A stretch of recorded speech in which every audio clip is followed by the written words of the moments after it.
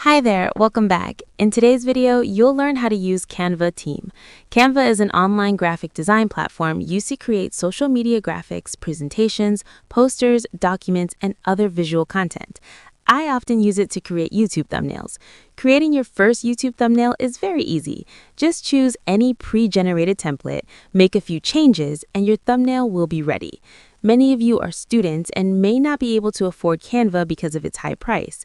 But if you join our business team, you can edit designs for free using a Canva Team subscription. The Canva Team plan is designed for businesses, agencies, and organizations that need to collaborate on designs.